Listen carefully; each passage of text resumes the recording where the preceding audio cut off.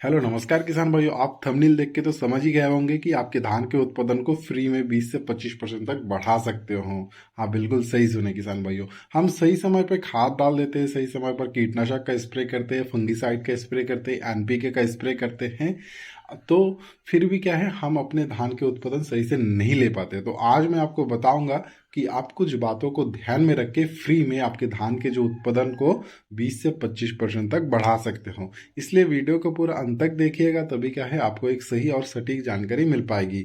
नमस्कार किसान भाइयों, मैं प्रणव फिर से आपके अपने चैनल पीएम फार्मिंग में स्वागत करता हूं। आशा करता हूं आप सभी स्वस्थ एवं कुशल मंगल से होंगे। किसान भाइयों, धान की फसल गबोट अवस्था से लेकर जब तक बाली नहीं निकल जाती है उस समय तक जितने भी प्रकार की खाद चाहिए, जितने भी प्रकार की कीटनाशक, फंगिसाइड, जो भी एनपीके चाहिए, उसका छिड़काव या स्प्रे हम करते हैं, फिर भी क्या है हमारे धान के उत्पादन सही से नहीं ले पाते।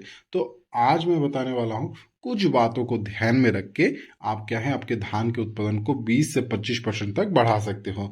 जैसे जब आपकी धान गबोट अवस्था में हो और धान की बाली गोल्डन कलर का ना हो जाए 50%, तब तक क्या है आपके खेत में नमी बनाए रखना ज़रूरी है, क्योंकि उस समय क्या है हमारे धान के जो दाना में दूध भराव का कार्य चलती रहती है। इसलिए क्या है खेत में नमी बनाए रखना बहुत ही ज़्यादा ज़रूरी होता है, क्योंकि अगर नमी बनाए नहीं रखेंगे तो क्या है धान के जो दाना में दूध भराव सही से नहीं हो पाएगी और दाना पिचका हुआ आएगा, बहुत सारे दाना खाली रह जाएगा, जिससे क्या है हमारे उत्पादन में भारी गिरावट देखने को मिलती है।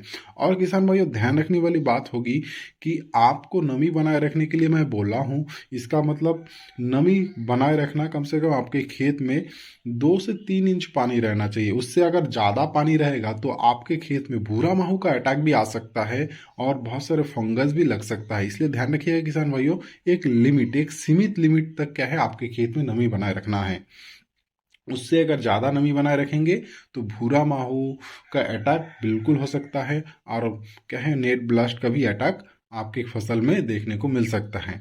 किसान भाइयों, दूसरी बात आपको ध्यान रखना पड़ेगा कि आपके खेत के अंदर और मेड़ में जितने भी घास है उसे साफ कर लीजिए, क्योंकि उन्हीं घासों में क्या है फंगस जनित कीट रहते हैं, पेनिकल माइट जैसे कीट रहते हैं, जो कि हम अपनी खुले आंखों से नहीं देख सकते हैं।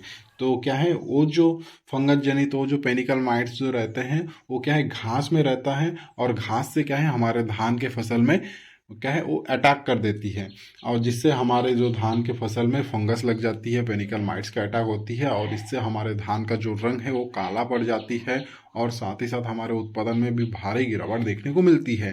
तो ये सब बातों को आपको ध्यान रखना पड़ेगा कि आपके मेड़ में जितने भी घास है उसे साफ कर लीजिए, धान के अंदर जितने भी घास है उसे साफ कर लीजिए, ताकि क्या है आपके जो धान में किसी भी प्रकार का फंगस का अटैक ना हो, पेनिकल माइट्स का अटैक ना हो, और आपको एक धान की जबरदस्त पैदावार मिल सके। तो किसान भाइयों, इन दोनों बातों को अगर ध्यान में रखते हो तो मैं बिल्कुल श्योर हूँ कि आप अपने धान के उत्पादन में 20 से 25% की वृद्धि कर सकते हो।